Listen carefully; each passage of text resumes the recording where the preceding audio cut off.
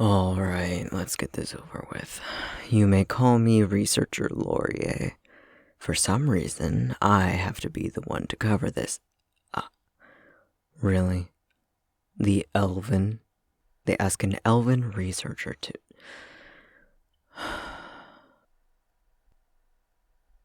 Someone's getting a call later. They waste my time with this? There are dozens of other Elven researchers here, and they choose me. Like I'm not busy enough with other things. I'm not even a specialist in Elven history. Whatever. It's not like this is your fault. They're dragging you here just the same as me. I'll just cover this section and pull some apprentice in to cover the rest. So, the Elven. I am clearly one of them. We're found all over the world, and we make up approximately 13% of the attuned population. They've explained what the attuned are, right? Good. We aren't currently aware of where the Elven come from.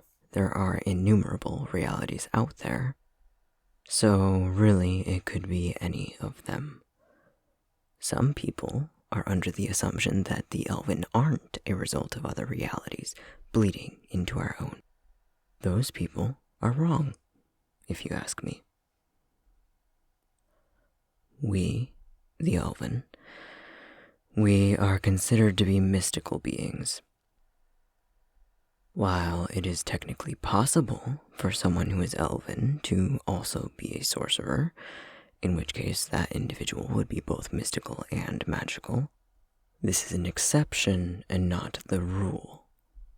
It is our physiology that sets us apart from others. Our most notable traits are our ears, which are clearly a different shape than most humans. For the most part, many of us can blend in with others if we just alter or hide some of our more obvious features.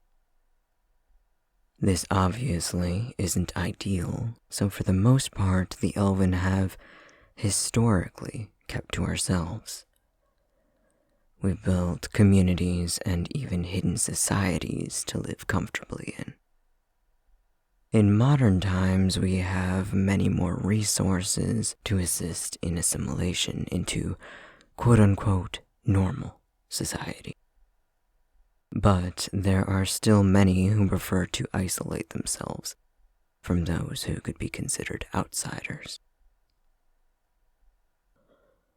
Personally, I find this to be quite understandable, as many of these resources that are currently available have only been so for a few decades. Most older elves have spent more of their lives forced into isolation than not. There is also always the risk of being discovered by unaware, conventional humans that tend to lead to very private lives.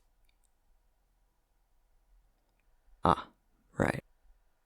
Lifespans. While we reach adulthood at roughly the same pace as other humans, the average elf can live to be approximately 120 years old. Not as old as some attuned, but still quite a bit longer than your average human. There are also instances, especially in the past, in which some elves were recorded as having lived to over 200 years old. Because of this, some believe that our assimilation into non-elven societies is detrimental to us. But honestly, I find that to be bullshit. Pardon my language. Not too long ago, we were forced to permanently alter our appearances if we wished to live amongst the non-elven. Granted, this method is still frequently used today. We had to be prepared to pack up our livelihoods and leave should our existence be at risk of being discovered by unaware humans. And those that had the ability to lived in complete isolation from the rest of the world. Personally, I prefer our current lives. I enjoy that we tend to keep to ourselves, but having the option to seek out the rest of the world can only be beneficial. The Elven have near perfect memories and stronger reasoning and logic skills than your average human. Being assimilated into other societies allows us to use these skills more readily, so many elves go into tactician and scholarly roles in life. And I believe that covers the basics. If you need me, call someone else. So, excuse me, but I have work to get to.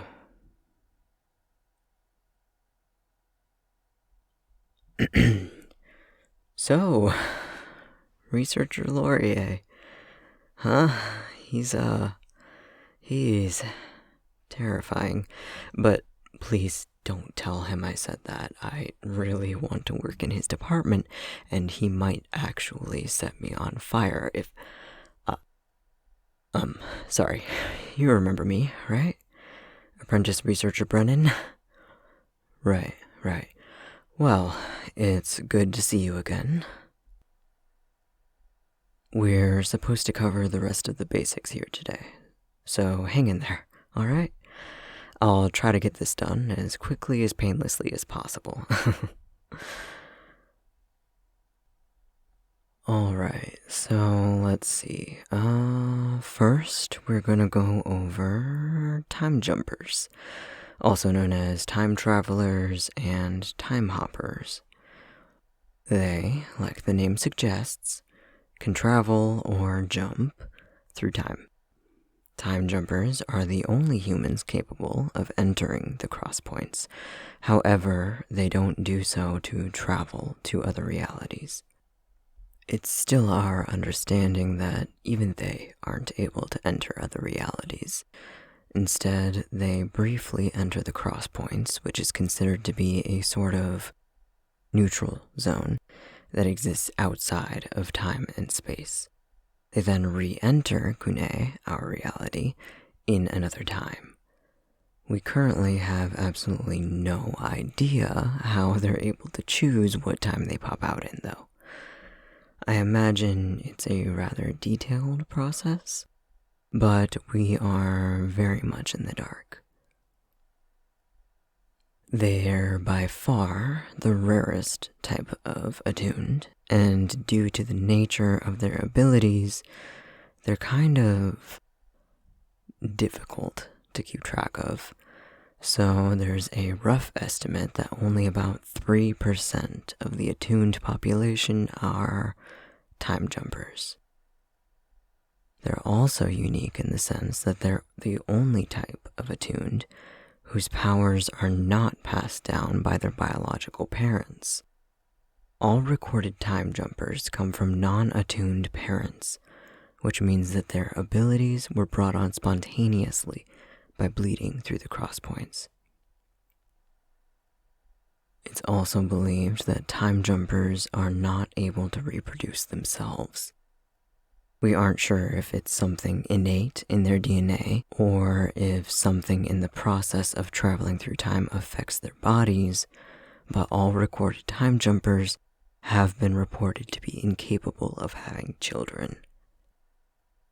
Not much else is known about them, but with their small population and tendency to not stay in one time for long, it's very difficult to find concrete data. Next, to go on the exact other side of the spectrum, we have the largest group of attuned, Sorcerers. They are classified as magical beings because of their ability to alter or manipulate the world around them in varying ways. Within the sorcerer category, we have 4 main branches, with the addition of one branch that is technically classified as sorcerers, but they're also kind of their own thing. Each of these branches, aside from recasters, who we'll get into later, then has further specializations.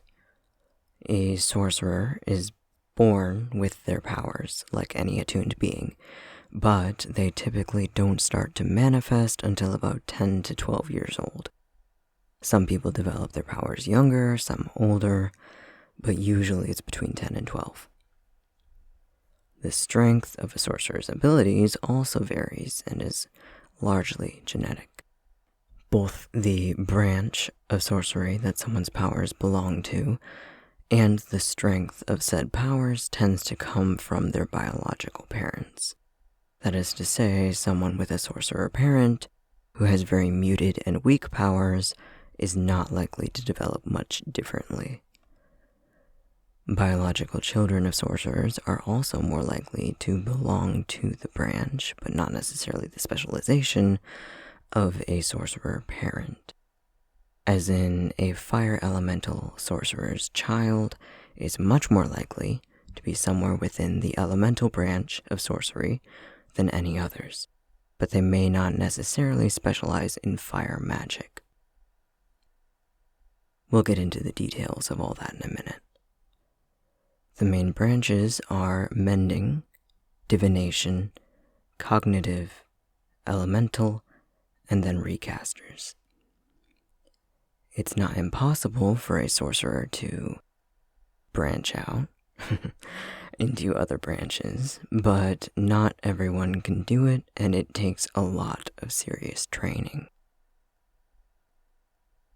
Typically, if someone is going to learn to do a different kind of magic, it'll just be a different specialization within their own branch.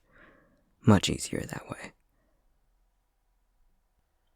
First, let's go over Mending Sorcery.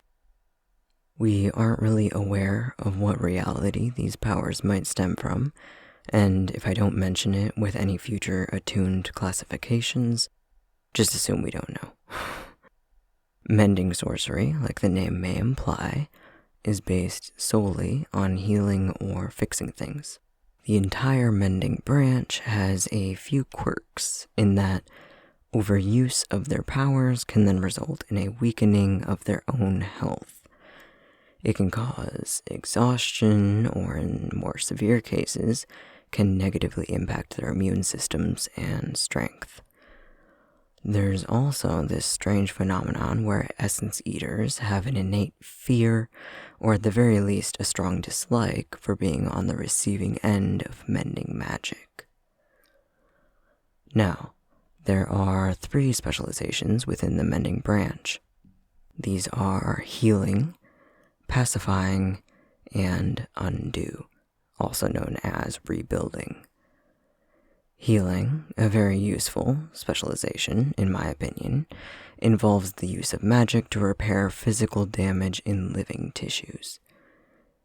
Its limits largely depend on the abilities of the individual sorcerer, but no healing sorcerer is capable of bringing life back into dead tissues or beings that are already deceased. Once it's gone, it's gone. Unfortunately, no amount of magic can change that. Next, there's Pacifying Sorcery. This type of magic focuses on mental states. It's the use of magic to soothe and calm the mind.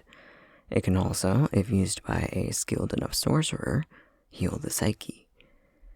Because of Pacifying Sorcery's inherently psychological nature, it is actually much easier for those that specialize in it to also, with enough training, be able to venture into the use of Cognitive Sorcery. Lastly, there's Rebuilding Sorcery, also called Undo. This involves the use of magic to repair non-living tissues. It's essentially the inanimate version of healing. Just like any other form of sorcery, the extent that it can be used depends on the skills of the sorcerer using it. But it can range from repairing a dropped glass to restoring entire destroyed buildings to their original state. Powerful stuff. Next, we've got Divination. This branch of sorcery has the least amount of variation as far as abilities go, but it's a powerful classification nonetheless. Divination involves the ability to see, for lack of a better word, into the future. This, like any other form sorcery takes, depends largely on the individual's abilities.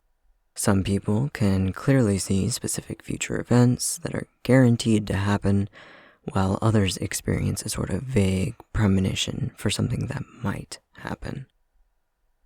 Some, and I personally consider these people to be very unlucky, even have the ability to see a wide variety of possible futures. Stressful enough on its own, but then there are those who are even unluckier and experience a near constant stream of potential future events. Those people don't do well. Luckily, it's extremely rare to have powers that strong. Divination is divided into two specializations, clairvoyance and mancy. Both have the same end result, a view into the future, but it's the method of getting that information that differs. Clairvoyance is the magical ability to determine future events through one's own intuition. No tools or rituals are needed to hone in on it. Just the mind's eye, I guess would be the best way to describe it. Then we have mancy. This is essentially the same as clairvoyance, like I said before, but it involves the use of tools, rituals, or other focusing methods to determine future events. Some examples of this are pyromancy, the use of fire to discern the future, or hydromancy, the use of water. Historically, both specializations have made use of long meditation sessions to hone in on their sight. Next is cognitive sorcery. This is one of the more regulated forms of sorcery. You'll see why in just a minute. Their powers are thought to have stemmed from the land of the unlighted, specifically from the puppetry demons and chaos demons that reside there. Don't let that scare you, though. Their abilities aren't nearly as nefarious as all that makes it sound. The vast majority of them are completely harmless. Granted, there is definitely a certain perception of cognitive sorcerers among the attuned. One bad apple spoils the bunch, and all that. Luckily, that's been slowly changing, though, and most people don't really subscribe to any stereotypes that might follow cognitive sorcery around. Cognitive sorcery has 4 specializations: obscuration, telekinesis, memory alteration, and telepathy. Obscuration, also known as invisibility, is the use of magic to prevent someone from perceiving something. This can be the sorcerer themselves, someone else, or even an object. Obscuration does not actually change the appearance of anything, so invisibility is a bit of a misnomer. In actuality, the sorcerer is preventing others' brains from even realizing that the invisible thing is there. The brain just doesn't register it, so they could be looking directly at it and have no idea. Now, most obscuration sorcerers aren't powerful enough to do this to a large group of people all at once. It takes way too much concentration for that. Honestly, a lot of them can't even make something 100% invisible to one person. At best, many will only ever be able to make someone kind of glance over whatever is supposed to be invisible. Like, they'll see it, but their brain won't perceive it as important. Next, you've probably heard of this one. Comic books love it. is telekinesis, the ability to mentally move objects without the need for physical force. Again, most people can't ever move anything like a house or a speeding train. Many people may not even realize that they have this ability. Somehow, their glasses just always seem to be within reach when they wake up, even if they don't remember placing them there the night before. Or maybe, alternatively, they just feel so accident-prone. Things are always falling off shelves around them. That's not to say that there isn't anyone who could stop a speeding train with their mind, just, not an everyday occurrence.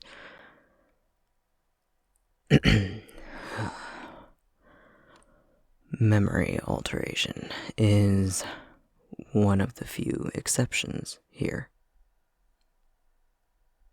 No matter how weak someone's abilities are, they need to be registered and monitored for criminal activity. While obviously being a memory alteration sorcerer doesn't inherently predispose someone to criminal activity or make them a bad or immoral person, there need to be precautions put in place. Someone using their powers on someone, even by accident, can be potentially very dangerous. I'm sure you can imagine how horribly they could be misused. But yes, as the name suggests, they are able to alter existing memories or even wipe them completely if the sorcerer is strong enough. It generally takes a great amount of training to be able to fully rewrite or erase a memory, though. So in general, you have nothing to worry about there. Also, it's a very rare specialization in the first place. These sorcerers are actually of great use to various agencies that focus on keeping the attuned hidden from the general public, as the ability to change memories helps greatly in controlled environments like that. I'm sure you can imagine that they are also in high demand at other government agencies that I won't be naming here. Lastly, we've got telepathy, another one that you've probably heard of. It's the use of magic to hear the thoughts of others. It's not quite as rare as memory alteration, but still pretty rare. Telepathy sorcerers, like memory alteration sorcerers, also usually require quite a lot of training to actually breach someone else's mind. Also, the use of telepathy usually requires some sort of trigger to work. This trigger varies from sorcerer to sorcerer, but a common one is that they need to physically be touching the person that they want to hear the thoughts of. Another common one is direct eye contact. Without their personal trigger being activated, the telepath is unable to hear anything. So most telepaths aren't just walking down the street listening in on people's every thought and feeling.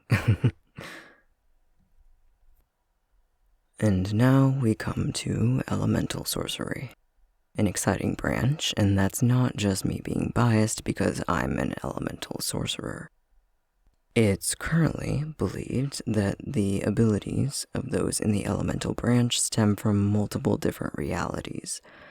Our abilities are so varied that it wouldn't really make sense otherwise, Anyway, elemental sorcerers are, like the name implies, those who use magic to harness various elements. This isn't the modern, literal definition of elements, by the way. No one's out here manipulating iron. Although, I suppose a fire, or maybe earth? Oh, if they used both. I need to write this down. Sorry, just one moment. There. Okay, where was I? Oh, right. They're named elemental in the figurative sense, not like the literal periodic table of elements or something. It's called this because each of the specializations deals with phenomena in the natural world. Elemental Sorcery is divided into 5 specializations: Fire, Storm, Water, Flora, and Earth. All Elemental Sorcerers have an increased resistance, but not immunity to their own element specialization. Do not ever let a Fire Sorcerer convince you they're fireproof. It may look cool, but it's difficult to explain in the emergency room. Okay? Okay. Along those lines, there's always risks involved in overuse of their powers. This can take the form of heat stroke, electrocutions, frostbite, things of that sort. Okay, now the specializations. We'll start with fire. Fire sorcery is probably one of the most showy, but also the one with the most potential collateral damage. They're able to harness flame and its related effects. Next, there's storm sorcery. This one's a bit more nuanced, because it involves electricity, as you might expect, but also air currents and magnetic fields. Because of how much goes into it, storm sorcery typically requires a bit more training and a lot more concentration to effectively control it in comparison to the other elements. Then we've got water sorcery, which is another pretty self-explanatory one. Water sorcerers are able to harness the power of water in its various forms. This might sound unassuming, but I promise you it's a very versatile type of magic. Steam, ice, really anything with water in it, and I can manipulate it. Well, within reason. It needs to be mostly water, and there's also weight issues. If it's too dense or heavy, then it can be difficult. Anyway, flora sorcery. Also sometimes called vegetation sorcery. But I prefer flora because vegetation just makes me think of a salad for some reason. Flora sorcerers use magic to manipulate plants. This can take the form of helping or hindering their growth, causing them to move, or in some very rare cases, even communicating with them. Somehow. I'm not exactly sure how that's done. Can't imagine dandelions are very talkative. Lastly, there's earth sorcery. Earth sorcerers are able to use their magic to manipulate the earth and its minerals, primarily. And while I've never heard of anyone who's been able to isolate specific materials like iron from the rest of the earth, it bears looking into. Now, the really fun part is when elemental sorcerers are able to work within more than one specialization. It's a growing field of research. When, say, a fire sorcerer is able to also develop their powers in earth sorcery, well, you open the doors to a whole new world of elemental manipulation. Think lava, explosives. Obviously, this is far from being easy, and it takes years or even decades of training to develop skills in their non-natural specialization, but still pretty cool. This brings us to Recasters. They, technically, are also considered sorcerers, but they're a bit unique, so they're also kind of considered a category of their own. They have no specializations, instead focusing on the strength of their abilities to categorize them.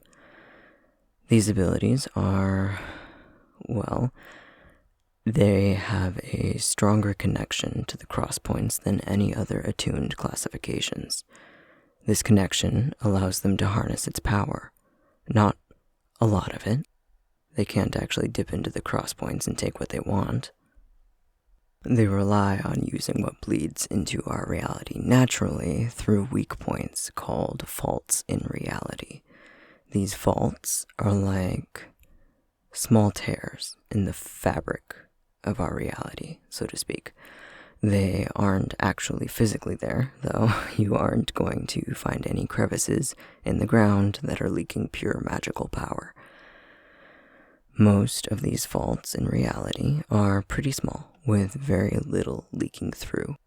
It's been estimated that there's easily hundreds of thousands of these smaller ones on our planet alone, not to mention how many must be in our universe as a whole.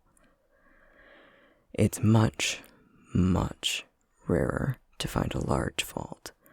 A significant amount of power leaks from these that even a weaker recaster can make use of.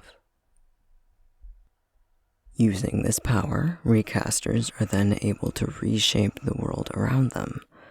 They can't just poof something into existence, but they can mold existing material into something else. This obviously varies in strength. Most recasters can't do much with their powers, even with a strong fault nearby. They're only able to harness the power that leaks from the faults naturally. Because of this, there's a natural limiter on how much they can do. But some recasters have significantly stronger powers. They're able to push a bit into the faults. If they push enough, the fault breaks, releasing a surge of power. These are the recasters that, with a large enough fault, would be able to completely change the landscape of a city in an instant. Luckily, faults big enough to do that are extremely rare, and very few recasters are strong enough to even get close to doing that. All recasters in the area are required to register with SPAAB once their powers develop, which is a bit younger for them, usually about 4 or 5 years old. After registering, they then go through testing to see the extent of their powers. They use the Rober scale, rating their strength on a scale of 1 to 20. Those at a scale of 1 are able to reshape very little, to the point that their abilities are practically undetectable. I only know of 1 or 2 people who have ever measured at 20. That's a lot of power. For the vast majority of recasters, the process ends there, but the very few who measure higher on the scale, usually over 10, then need to be more closely monitored. Essentially, if something related to the faults or recasters happens, we need to be able to contact and question anyone who could be responsible or affected. It might seem a bit extreme, but it's mostly precautionary. This whole process also largely relies on the honor system. If a recaster wanted to avoid registration, it wouldn't be that difficult to avoid it, especially if they moved into the area as an adult and don't have any records from where they came from. Oh well, anyway, moving on. I guess I should go into the Institute, yeah? I mean, you're sitting in one of our empty offices, so obviously you know this place exists. But learning is fun, right? Right. You are currently within the gates of the prestigious Mysticality Institution of Research.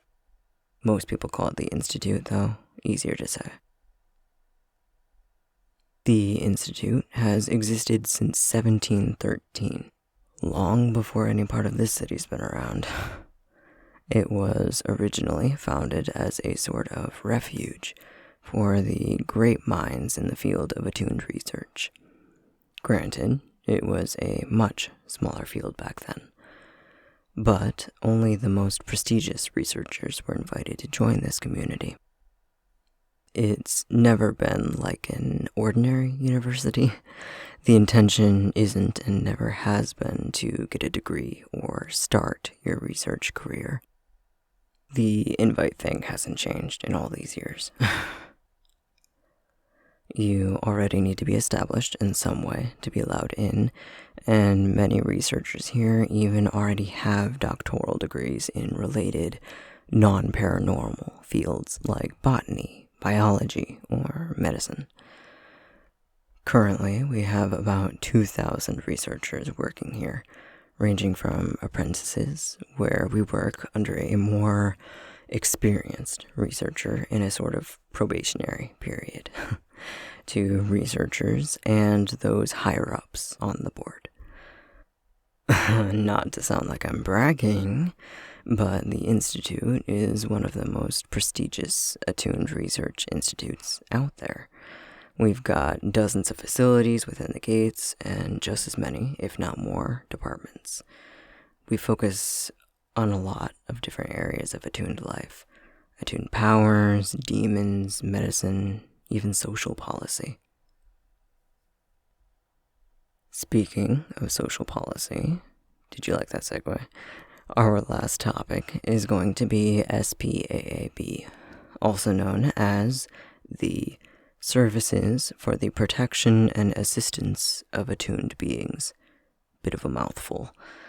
In our region, the attuned aren't heavily regulated or monitored outside of the few exceptions we talked about earlier.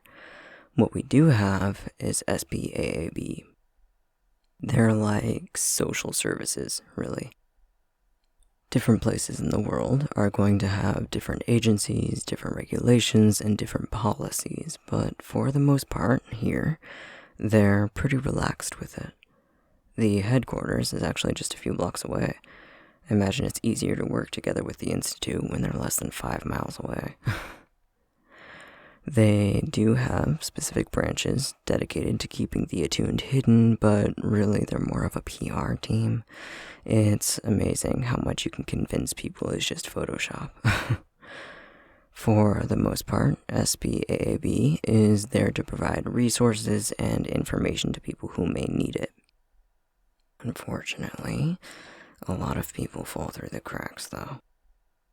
They're also responsible for any attuned testing and registration that needs to be done, as well as following up with people who are considered to be higher risk. Well, I'd say that's about it. That wasn't so bad, right?